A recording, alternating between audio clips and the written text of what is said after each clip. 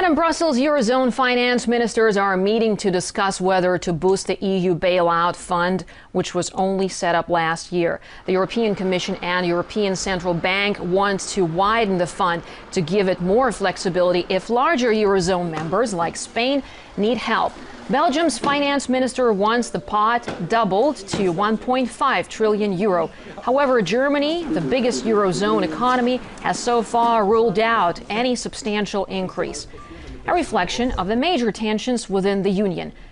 Now, we can cross live to Nigel Farage. He's a member of the European Parliament and leader of the UK Independence Party and joins us now live from Strasbourg. Thanks very much indeed for being with us here in the program, Nigel. Now, as we can see, there is no unity in the European Union as far as this fund is concerned. So how much of a chance is there that it might actually be created against Germany's unwillingness to do so? Well, in the end, you see, it's German politicians that'll make these decisions, not the German people. I'm quite certain that if at any point in time the German people had been asked initially whether they wanted to give up the Deutschmark, they'd have said no. And if you ask the German people now, do they want to pick up a liability that in financial terms will be 6 times bigger than the liability they picked up when Eastern Germany joined them 20 years ago? The answer again would be no. So my guess is that the German finance minister, the German chancellor, will make sceptical noises, will voice a bit of disagreement, but in the end, my guess is they will go along with it because they are part of this European political class that have created this monster called the euro, and in the end, they're going to do whatever they can to try and save it. Well, speaking about this fund, I mean, if the decision to expand it does go ahead, how much of a solution really is the fund, or is it more of a problem long term? I think the fact they want to effectively double the size of the fund, the fact they want the fund to have a different scope, which would mean that it's not just the European Central Bank that's buying European debt, it would be the fund itself also that would buy debt. I think what they're doing here is they're reinforcing failure.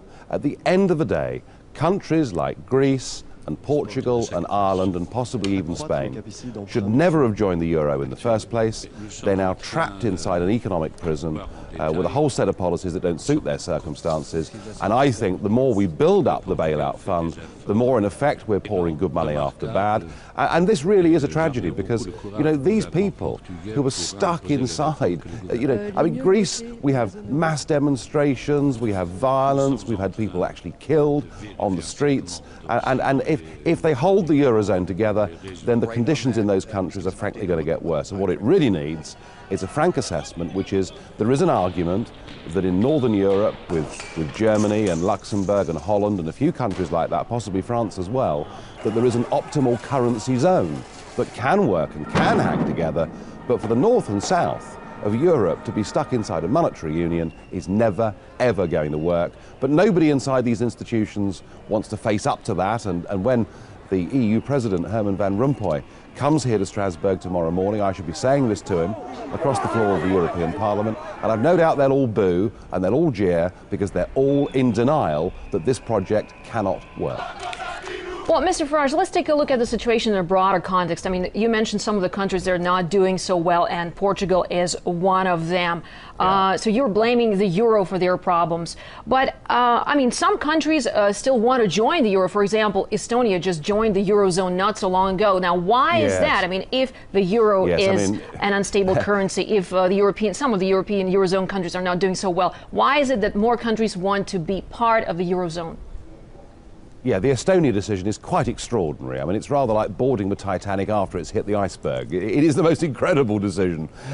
Look, what you've got here behind this whole European project, whether we talk about the Union itself or whether we talk about the currency, we have a political class who want this.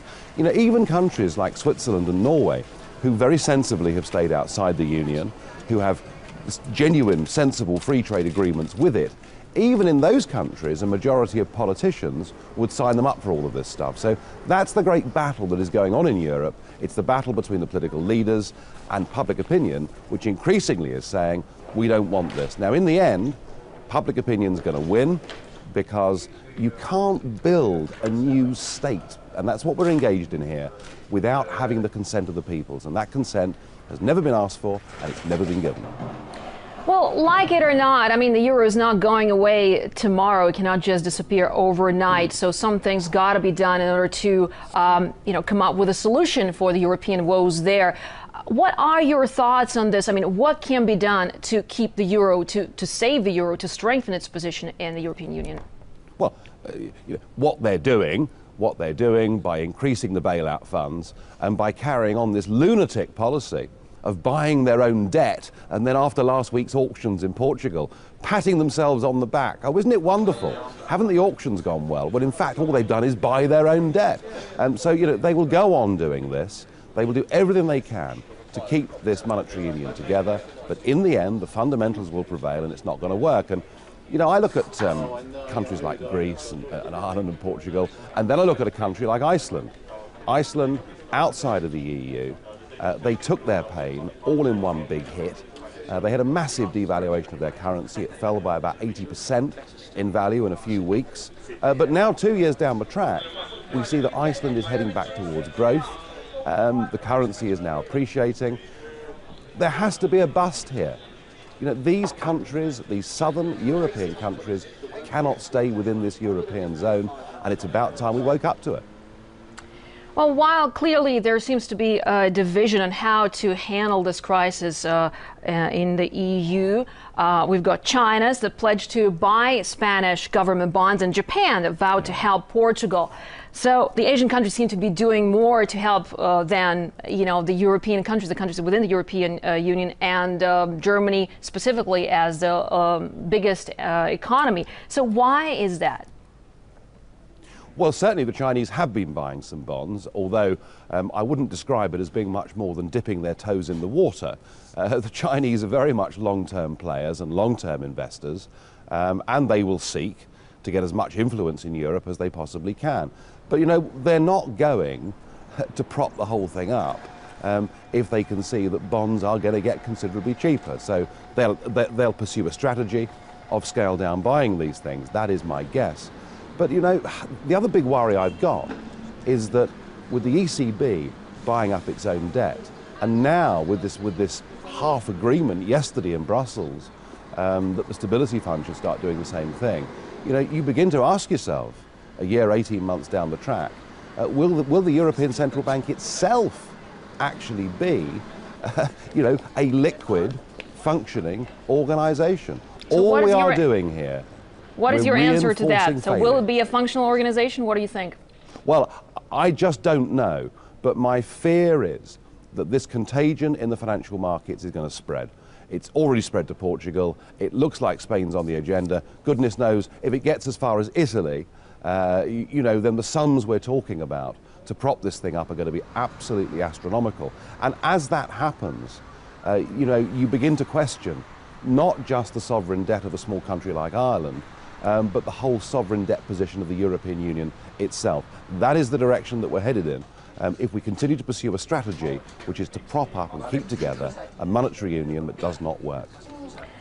Well, Nigel, let's step out of the Eurozone for a while and go to Britain for a change. As we know from our correspondent in the UK, Britain's bankers are in line for some big bonuses again this year. How do you feel about that?